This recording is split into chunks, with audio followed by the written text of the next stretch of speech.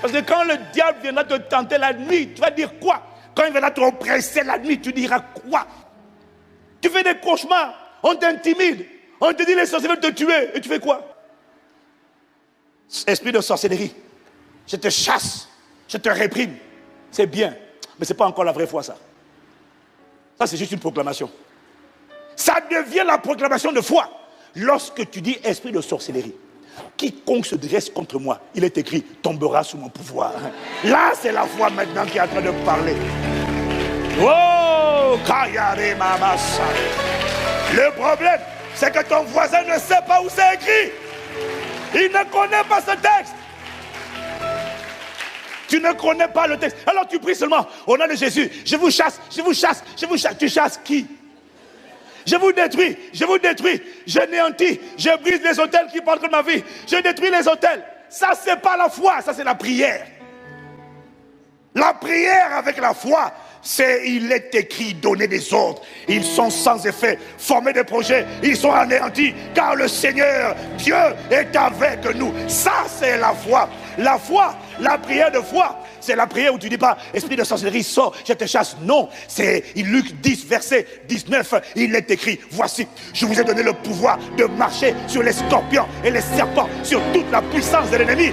Rien ne peut vous nuire. Par conséquent, ça c'est la prière de foi. Par conséquent, je déclare et je décrète que maintenant, je marche au nom de Jésus contre tous les serpents, les scorpions, toute la puissance de l'ennemi déployée contre moi. Et tu sais quoi? Je déclare que rien ne peut me nuire. Ça veut dire quoi? Il n'y aura aucune représailles. Il n'y aura pas un mal au dos à mon réveil le matin. Non, non, non. Oh, Kamarebosh.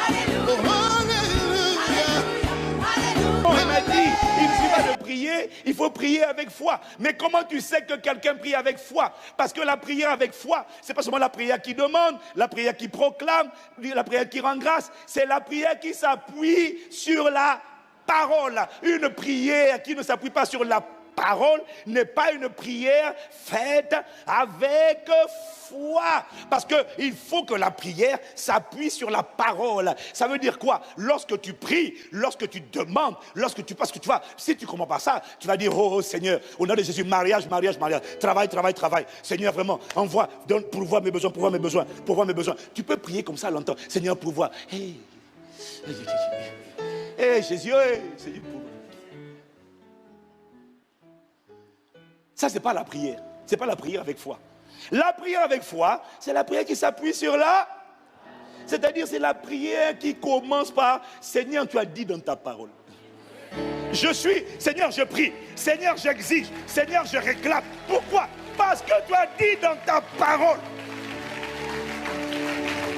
S'il n'y a pas, tu as dit dans ta parole, il n'y a pas la foi. Parce que la foi s'appuie, hypostasis, s'appuie sur quelque chose que Dieu a dit. Le challenge dans l'église d'aujourd'hui, du 21e siècle, c'est que les gens ne savent pas ce que Dieu a dit. Ils ne connaissent pas la parole. Ils connaissent les chansons de Sinach. Mais ils ne connaissent pas la parole. Il faut s'appuyer sur la parole. La prière qui ne s'appuie pas sur la parole, ce n'est pas la prière faite avec foi. Je n'ai pas entendu. Dis à quelqu'un, il ne suffit pas de prier. Mets la parole dans la prière. Dis-lui, mets la parole. Et la prière faite avec foi, c'est la prière qui est appuyée sur la parole. Quand tu parles au diable, il ne suffit pas de parler. Il faut parler avec la parole. Tu savais le nombre de gens qui disent au nom de Jésus, je chasse cette maladie. Maladie, tu sors de mon corps. Maladie, je suis guéri. Tu es guéri pourquoi? Tu t'appuies sur quoi? Je chasse cette maladie. Je détruis la maladie. D'accord, là tu as prié. Où est la foi? Ajoute la foi. Parce que s'il n'y a pas la foi, tu as prononcé des paroles. La puissance vient de la parole. Dieu veille pas sur la prière, Dieu veille sur la parole pour l'exécuter. Dieu veille sur la parole. Maladie, je commande ta désintégration. Ça, c'est pas la prière. La prière, c'est pas la prière avec foi. La prière avec foi, c'est maladie, je commande ta désintégration. Car il est écrit, par ces meurtrissures, j'ai été guéri. Ça, c'est number one. Deuxièmement, il est écrit, il n'y a désormais plus aucune condamnation pour ceux qui sont en Christ et qui marchent non selon la chair, mais selon l'esprit. En effet, la loi de l'esprit de vie en Christ Jésus m'a affranchi de la loi du péché et de la mort. Mort, où est ta victoire? Mort, où est ton aiguillon? Dans le nom de Jésus, je te taille en pièces. Tu quittes mon corps parce que ce corps a été racheté, car vous avez été lavé, vous avez été racheté au prix du sang précieux de Jésus-Christ. Ce corps a été racheté par le sang, et le sang parle en ma faveur. C'est la parole. Il ne suffit pas de prier. Quelqu'un me dit amen. Tu vois, ça, ce sont les fondamentaux. Mais si le Saint-Esprit m'a donné cette parole, c'est parce qu'il y a beaucoup qui ne connaissent pas les fondamentaux. Beaucoup prient. Je me marie, Seigneur, je me marie. Mon mari. Mais tu t'appuies sur quoi? Tu t'appuies sur quoi? Seigneur, il est écrit dans ta parole, il n'est pas bon que l'homme soit seul. Et il est aussi écrit quelque part que celui qui brûle se marie. Moi, je n'ai pas le don de célibat. Donc, Seigneur, je suis qualifié, je m'appuie sur la parole. Je dis que celui qui brûle se marie. Donc je suis qualifié pour me marier. Est-ce que quelqu'un me suit? Dis à quelqu'un, il ne suffit pas de prier. Non. Il ne suffit pas de prier. Il ne suffit pas de demander. Il ne suffit pas de proclamer une chose et de croire seulement que ça va s'accomplir. Non. Il faut que ce que tu crois, ce dont tu crois que ça va s'accomplir, soit basé sur la parole. Si toi tu as prié et tu dis maintenant je crois que j'ai reçu, alors je le verrai s'accomplir. Et que tu n'as pas appui, tu ne t'appuies pas sur une parole que Dieu a donnée, ce n'est pas la foi. C'est un souhait, c'est un espoir, c'est une espérance, mais ce n'est pas la foi. Dieu n'est pas engagé dans l'espérance. Dieu est engagé lorsque la foi est trouvée dans ton cœur et qu'elle tape cette parole serrée, gardée dans ton cœur. Dieu veille sur cette parole-là pour l'exécuter. Quelqu'un dit amen. Amen. Beaucoup confondent la foi et la pensée positive. Positive, ils espèrent. Ça va aller, ça va aller, ça va aller. Ça va aller, ça va aller, ça va aller. Non. La foi repose sur ce que Dieu a dit. Je n'ai pas entendu ton amen. On peut prier sans prier les prières de foi. Sans associer la foi. Seigneur, sauve ma famille. Seigneur, sauve mes parents, sauve mes frères et sœurs. Pourquoi? Tu pries comment? Oh Seigneur, sauve mes... Mais qu'est-ce qui te garantit que tu vas sauver ta famille? Mais non, il est obligé de sauver. Pourquoi? Mais non, mais parce que s'ils vont en enfer, c'est pas bien. Oh Seigneur, sauve, je te prie. Sauve, oh, aie compassion, sauve mes parents, sauve mon frère, sauve ma femme, sauve mes enfants, sauve mon mari, Seigneur, pourquoi? Et il y a une fois qu'il demande pourquoi? Oh Seigneur, parce que s'ils ne vont pas sauver, ils vont aller en enfer, c'est pas bien, vraiment, tu ne peux pas laisser faire ça. Ah, c'est pas la foi. La foi dit Seigneur, sauve-les. Pourquoi? Tu as dit dans ta parole, crois au Seigneur Jésus, tu seras sauvé toi et toute ta famille. Ma famille est éligible pour le salut. Je réclame le salut pour cette famille. Là, tu as prié avec foi. Et Dieu prend cette parole qui est dans ton cœur et il dit, je vais l'exécuter, garde seulement la parole. Donc la prière que Dieu agrée, la prière persistante exige la foi. La prière que Dieu exauce et manifeste exige la foi. Mais la question que je te pose, c'est comment peux-tu prier avec foi si tu ne sais pas ce qui est écrit? Comment tu fais? Tu as idée du nombre de gens, ils ne sont pas capables de citer les versets bibliques. Ils ne savent pas. Donc, quand tu pries, c'est Seigneur agis. Seigneur agis. Sur quelle base j'agis? Agis seulement. Non. Qu'est-ce que j'ai dit? Tu t'appuies sur quoi? Quand tu parles à Satan, Satan ne craint pas tes paroles. Satan craint la parole de Dieu que tu libères. Parce que le feu, c'est pas ta parole, ton opinion. Le feu, c'est pas ton espérance. Le feu, c'est la parole qui est dans ton cœur et que tu lâches par ta bouche.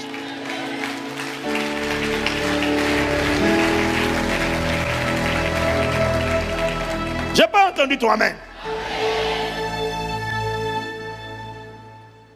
La prière que Dieu exauce, la prière persistante requiert la foi. Il m'a dit, beaucoup de gens prient. Mais tes prières n'ont pas d'impact. Elles ne font pas plaisir à Dieu. Ce qui fait plaisir à Dieu, c'est quand tu lui rappelles ce qu'il a dit. Tu as pris ça, tu as gardé dans ton cœur, et tu viens devant Dieu, tu dis, Seigneur, moi, quiconque respecte l'entendre ne sera pas confondu. Dieu dit, dans Isaïe 43, je crois, il dit, viens, parle toi-même pour te justifier, réveille ma mémoire, plaidons, vas-y, exprime. Bon, c'est quoi? Vas-y, parle. Maintenant, tu vas entendre les chrétiens. Fais seulement. Non, il n'y a pas de fais seulement. Qu'est-ce que j'ai dit? Mais notre génération, on ne connaît pas la parole. On ne connaît pas les Écritures. Le pasteur Ivan a dit, non, pas le pasteur Ivan a dit. Qu'est-ce que j'ai dit? Rappelle-moi ma parole. Parce que ce que dit le pasteur Ivan est basé sur les Écritures. Mais la foi, c'est bien si tu as écouté l'enseignement, tu as écouté, on a prié, on a prophétisé, c'est formidable. Mais je vais te dire une chose, pour faire asseoir ça à l'intérieur de toi, il te faudra plus que la parole d'un pasteur. Il faudra que tu fasses comme les chrétiens de Béret. Le pasteur Paul a prêché. Ils disent Amen, pasteur Paul. Maintenant, Actes chapitre 17, verset 11. Quand ils vont à la maison, la Bible dit qu'ils examinent les Écritures pour savoir si ce que Paul a dit, c'était ça.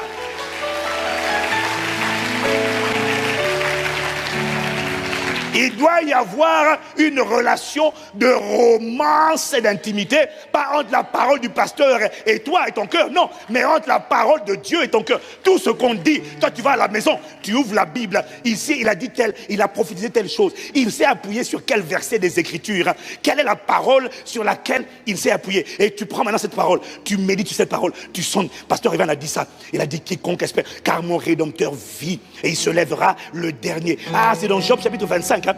Et toi-même, quand tu vas lire Job comme ça, là, il va se passer quelque chose. Quelque chose va sortir de ce livre et va rentrer dans ton cœur. C'est ça qu'on appelle la foi.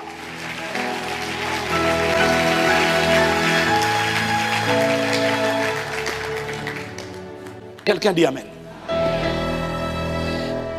Il ne suffit pas de prier. La prière que Dieu manifeste, c'est la prière avec foi. Bien aimé, beaucoup ne prient pas avec foi. Ils prient avec espérance. Seigneur, fais seulement.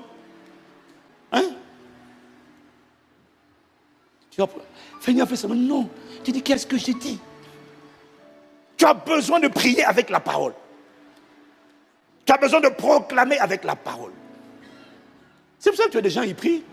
Et là, tu es déprimé. Tu pries, la dépression ne part pas. Parce que ce qui chasse la dépression, ce n'est pas la prière seule. Ce n'est pas proclamer. C'est proclamer la parole. Le feu est dans la parole. Le marteau, c'est la parole. L'épée, c'est la parole. Ce n'est pas la prière. La prière doit être faite avec la parole. Tu pries et tu te demandes, mais ça fait, tu pries, explique-moi. Tu pries, tu es toujours triste. Tu pries, tu es toujours inquiet. Tu pries, tu as toujours peur. Pourquoi? Parce que tu ne pries pas avec la parole. Quand tu vas prier avec la parole, tu vas proclamer à l'esprit de peur. Tu vois, non? Mais tu dis quoi à l'esprit de peur? Tu dis quoi? Esprit de peur, sors de ma vie au nom de Jésus. Mais quoi d'autre? Jésus a dit, je vous laisse ma paix, je vous donne ma paix. C'est cette paix-là que je prends au nom de Jésus-Christ. Il a dit dans Ésaïe 26, il a dit à celui qui est ferme dans ses sentiments, tu assures la paix parce qu'il se confie en toi. Je déclare que cette paix est mon partage et que tout ce qui veut me troubler sort de ma vie au nom de Jésus-Christ. Là, tu as parlé avec la parole. Quelqu'un me dit Amen. Dis à quelqu'un, prie avec la parole. C'est ça la prière de la foi. C'est la prière qui s'appuie sur la parole. La prière qui s'appuie sur les promesses de Dieu. Ce que Dieu a dit, sachant que pour nous qui sommes nés de nouveau, dans la nouvelle alliance, toutes les promesses de Dieu, te dit 2 Corinthiens 1 au verset 20, toutes les promesses de Dieu, ce que Dieu a promis dans l'Ancien Testament, eux, c'était des promesses, c'était conditionnel. Mais depuis que nous sommes en Christ, ma Bible dit que toutes les promesses de Dieu, Dieu a dit déjà oui et amen, c'est fini. Dieu est déjà OK. Il n'y a plus de conditions, il y a juste besoin de la foi. Sachant que quand Dieu fait une promesse à un homme dans la Bible, il l'a fait à toi. Parce que cette parole est vivante. Tout ce que Dieu dit, promet à quelqu'un, tu l'appliques à toi, parce que Dieu ne fait pas de favoritisme. Ce que Dieu dit pour Jérémie, il le dit pour toi. Quand il dit avant que tu sois formé dans le ventre de ta mère, je te connaissais déjà. Avant que tu ne sois né, je t'avais déjà établi. Quand il dit à Jérémie, je vais sur ma parole pour l'exécuter, il parle à toi et à moi. La Bible dit que tout ce qui a été écrit, bon, je n'ai pas le temps de développer, tout ce qui a été écrit pour notre instruction. Elle est vivante, ça s'applique encore aujourd'hui. Dans tous les domaines de la vie, Dieu a fait une promesse pour laquelle il a déjà dit, je suis d'accord, amen. Plus de 7400 promesses. Dans tous les domaines de ta vie, Dieu a une parole. Tout ce que tu as fait, c'est prendre cette parole, serre-la dans ton cœur et cours avec ça. Dans le mariage, le travail, les finances, l'âme, la santé, les relations. Dieu a des promesses dans tous les domaines. Mais comment fais-tu pour prier avec foi si tu ne connais pas les Écritures? Est-ce que quelqu'un me suit? Ce que nous n'avons pas compris, en fait, c'est que c'est nous, c'est toi qui as le devoir de développer ta foi. En fait, Israël, quand ils sont sortis d'Égypte, la génération Moïse, quand ils sont sortis d'Égypte, il y a une chose qu'ils n'ont pas compris. C'est que la responsabilité de Dieu, c'est d'envoyer la parole. La responsabilité du peuple, quand Dieu a envoyé la parole, il va te tenir responsable de ce que tu fais avec cette parole. Et après, il va venir.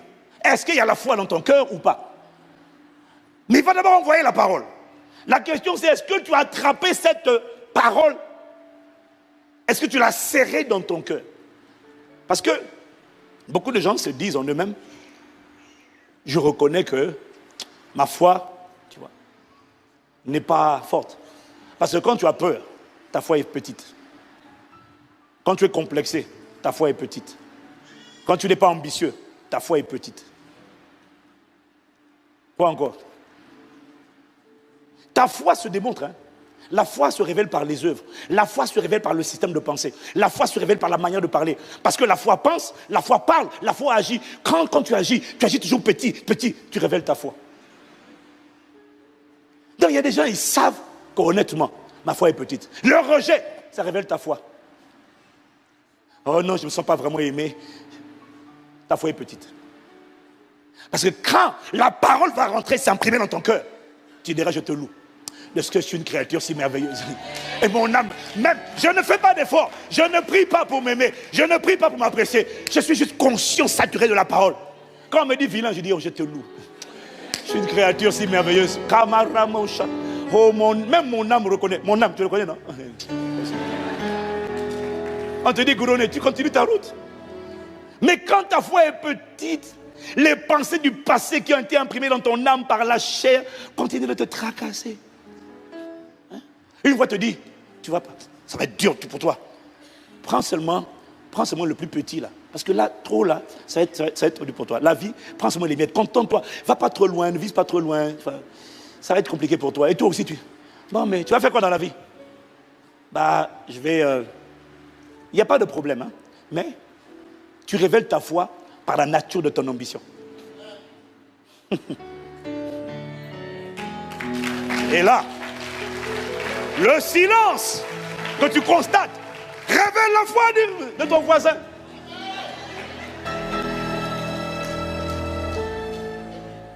Tu révèles ta foi par la nature de ton ambition.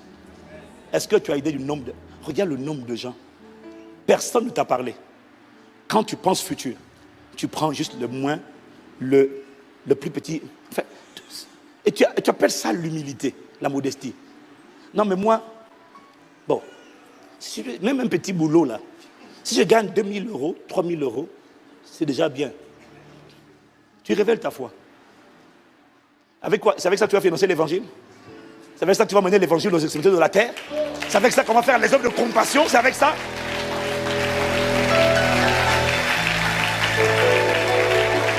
Là où on a cogné, c'est sur la foi. Tu révèles ta foi dans ton système de pensée. Quand tu es rempli de la pensée de Christ, tu penses comme Christ, tu penses royauté, tu penses conquête, tu penses excellence, tu penses expansion, tu penses. Que la foi de Christ soit ton partage au nom de Jésus. Ah! Non mais pour toi, vu ta face, ta race, ta grâce, ta place, le mieux pour toi dans la vie, contente de ça. Tu dis, c'est pas pour moi, excusez-moi. Moi, je suis désolé. Moi, je commence là, mais je ne m'arrête pas là. Non. Je ne méprise pas les petits commencements. Je commence là, mais je ne m'arrête pas là. Dis-moi amen. Ah. C'est quoi cette mentalité? Ça révèle la foi. Les gens ne passent pas du temps dans la parole. Ils ne se saturent pas de la parole, ça se voit. Une parole négative d'un professeur, d'un parent, tu as battu. Tu n'as pas la foi. On te dit non, là personne n'a jamais fait. Ah, bon, d'accord. Hein?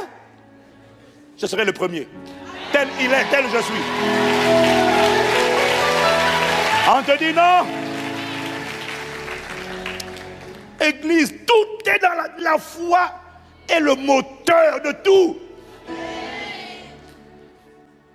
Pourquoi tu choisis le petit que tu choisis? Ta foi. Regarde la plupart des gens. Non, excusez-moi, on va régler les comptes aujourd'hui. Non, parce que tu pries, mais tu n'as pas la foi. La parole t'a pas reprogrammé. L'intelligence n'a pas été renouvelée. Hein? Tu parles quelle langue? Tu parles anglais? Little bit. Tu parles espagnol? Ah, débrouille, hein.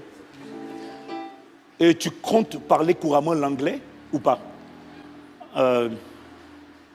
Tu viens de révéler ta foi.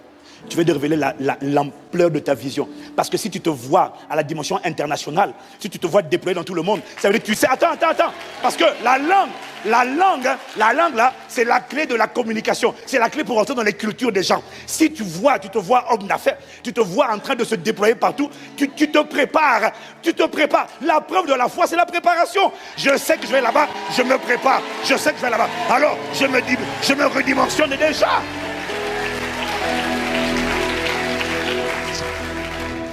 Dis à quelqu'un, il ne suffit pas de prier. Mais la foi. Et la foi se voit. Quelqu'un qui a la foi, on ne peut pas le démonter. Hein? Tu as la foi, on va te démonter où? Comment on va t'intimider quand tu es un homme de foi? Tu es rempli de la paix, tu es rempli de la joie, tu es rempli de la douceur, tu es rempli de l'amour, tu es rempli de l'humilité, tu es rempli du courage, tu es rempli d'audace. Même quand tu traverses l'épreuve, même quand ça fait mal, une voix vient te parler. Et elle te dit, quand tu traverseras le feu, je serai avec toi. Quand tu traverseras les grandes eaux, elles ne te submergeront pas. Donc tu traverses et tu as la tête haute. Mais quand tu n'as pas la parole dans le cœur, et que tu traverses les difficultés que tu traverses, qu'est-ce que tu fais?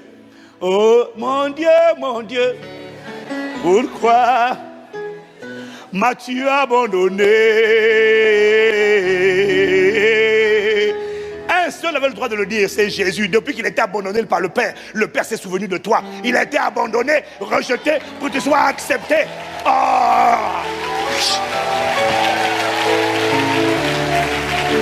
Dis-moi amen.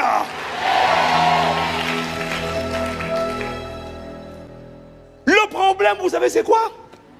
On a une génération qui prie sans la foi parce qu'elle n'a pas compris que la responsabilité de Dieu, c'est de te donner la parole. Mais ta responsabilité à toi, c'est de nourrir ta foi et de la développer, de la muscler, de l'étirer. Et les gens ne font pas ça. Tu sais pourquoi? Les gens n'aiment pas faire des efforts. Alors ils donnent des excuses. Je reconnais que ma foi est petite.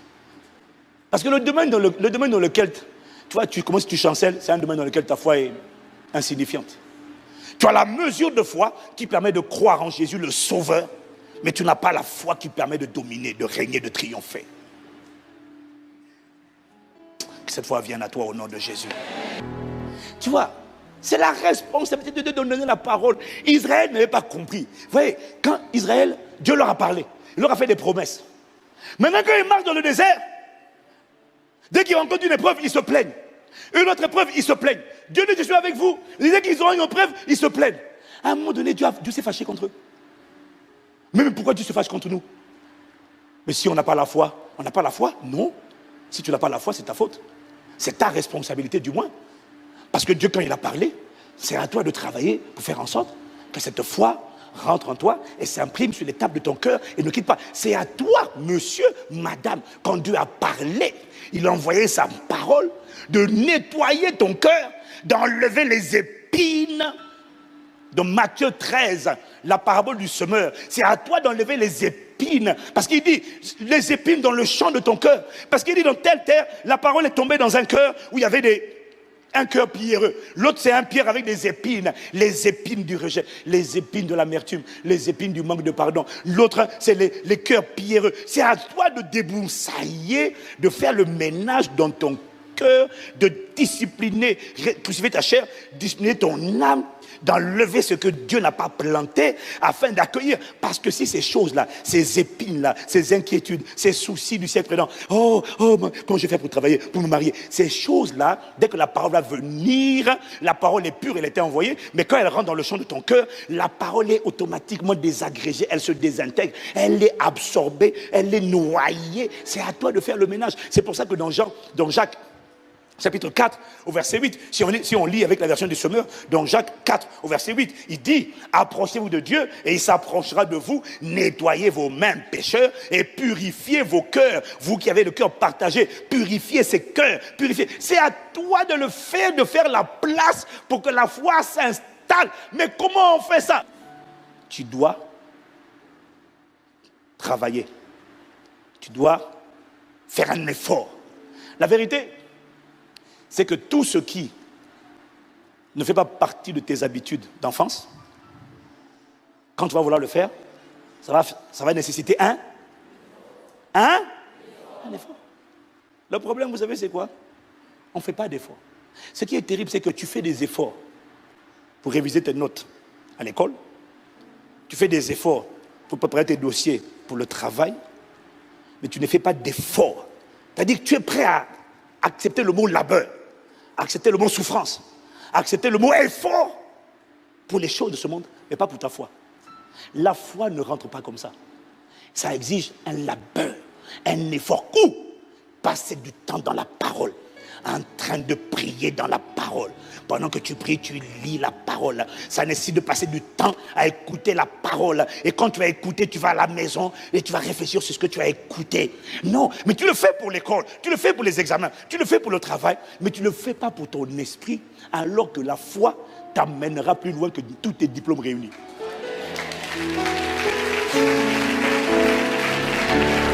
La foi t'amènera.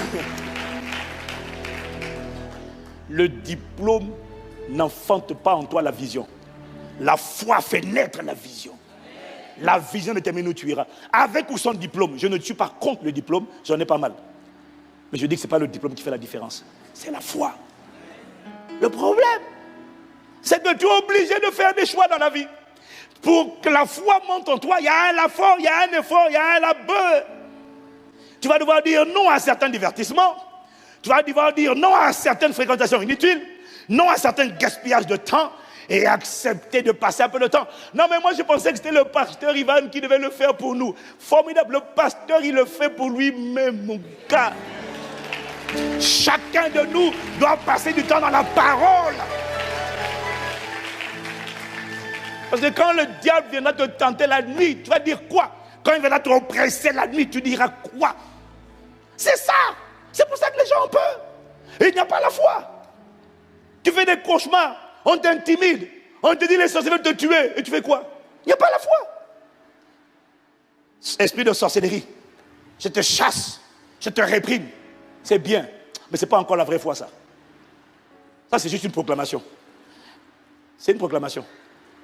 Ça devient la proclamation de foi Lorsque tu dis esprit de sorcellerie, quiconque se dresse contre moi, il est écrit, tombera sous mon pouvoir. Là, c'est la foi maintenant qui est en train de parler. Oh, Kayare Mamasa. Le problème, c'est que ton voisin ne sait pas où c'est écrit. Il ne connaît pas ce texte. Tu ne connais pas le texte. Alors tu pries seulement au nom de Jésus. Je vous chasse, je vous chasse, je vous chasse. Tu chasses qui? Je vous détruis, je néantis, je brise les autels qui portent ma vie. Je détruis les autels. Ça, c'est pas la foi, ça, c'est la prière. La prière avec la foi, c'est, il est écrit, donner des ordres. Ils sont sans effet, former des projets, ils sont anéantis, car le Seigneur, Dieu, est avec nous. Ça, c'est la foi. La foi, la prière de foi, c'est la prière où tu dis pas, esprit de sorcellerie, sors, je te chasse. Non, c'est Luc 10, verset 19, il est écrit, voici, je vous ai donné le pouvoir de marcher sur les scorpions et les serpents, sur toute la puissance de l'ennemi. Rien ne peut vous nuire. Par conséquent, ça c'est la prière de foi. Par conséquent, je déclare et je décrète que maintenant, je marche au nom de Jésus contre tous les serpents, les scorpions, toute la puissance de l'ennemi déployée contre moi. Et tu sais quoi? Je déclare que rien ne peut me nuire. Ça veut dire quoi? Il n'y aura aucune représailles. Il n'y aura pas un mal au dos à mon réveil le matin. Non, non, non. Oh, Kamarebos. Kayara Marebos. Dis à quelqu'un, prie avec foi. Ouais, c'est ça. Tu me regardes bizarrement parce que toi, c'est de toi qui parlais. C'est de toi que cet esprit me parlait. Non, tu pries, tu proclames, il n'y a pas la parole. Hein? C'est la parole qui a le pouvoir. Tu te lèves la nuit. Je fais cauchemar. Non, il est écrit. Quand je me coucherai, je serai sans crainte. Quand je serai couché sur mon sommeil, sera doux. Qui a perturbé mon sommeil? C'est comme toi que je viens au nom de Jésus. Je ferme les portes, je viens. Mais tu ne peux pas dire, au nom de Jésus, je te taille en pièces. Mais sur quelle parole? Quel commandement, quelle parole l'ennemi a-t-il transgressé? Je viens au nom de Jésus, d'accord. Mais tu t'appuies sur quoi? Est-ce que quelqu'un me suit? On prie avec la parole. C'est ça la foi. Il faut que tu arrêtes de prier. Je prie. Je chasse. Mais tu chasses quoi? Sur quelle base? Back up, appuie-toi sur la parole et tu décolles de la parole. Là, Dieu est avec toi. Il veille sur cette parole pour l'exécuter. Mais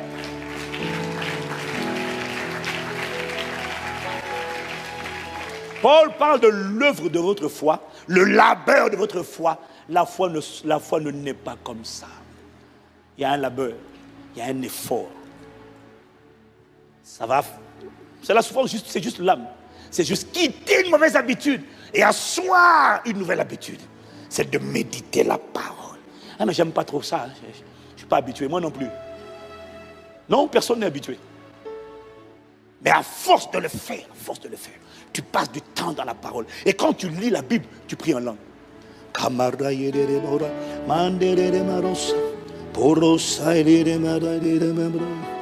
Passe du temps dedans, mon ami. Un seul réma qui quitte cette parole, qui rentre dans ton cœur, va t'accompagner tout au long de ta vie.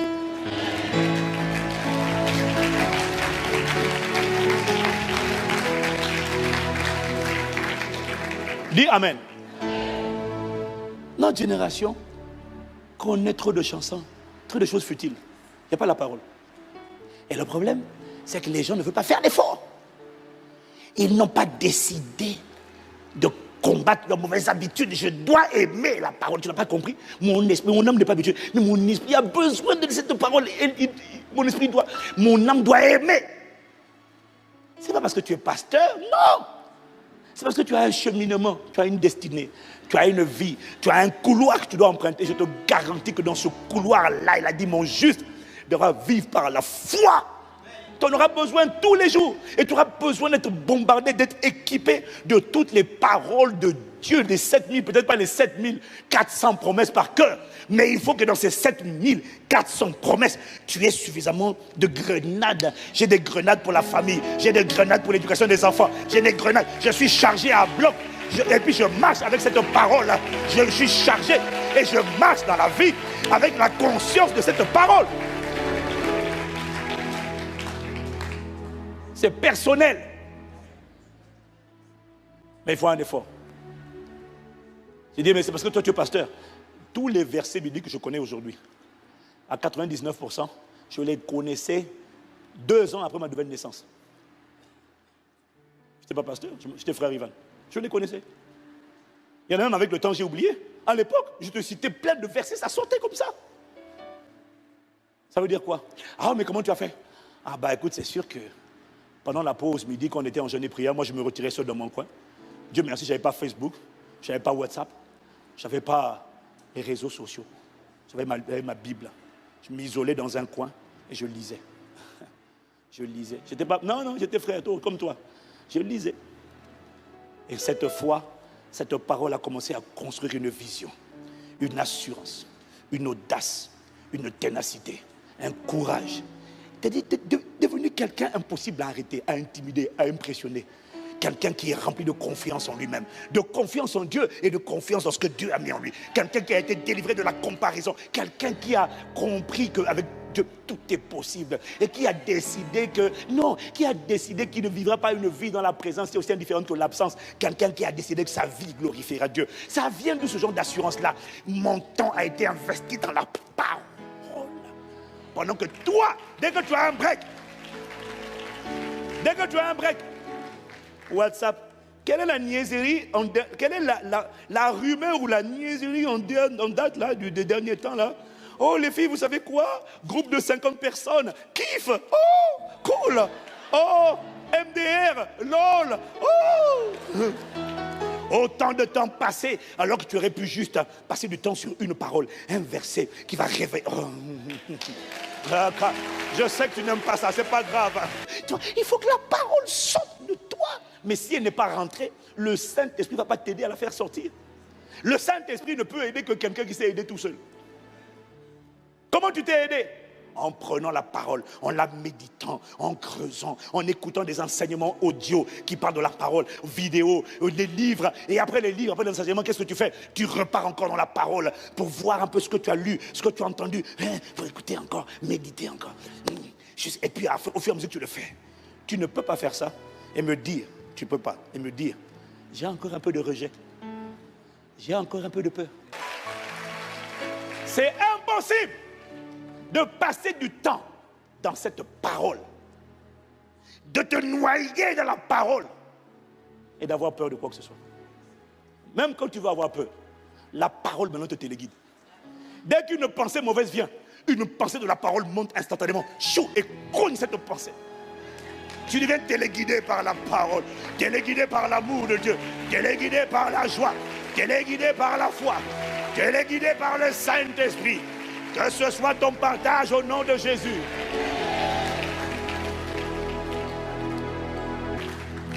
Décide de te construire. Personne ne le fera pour toi.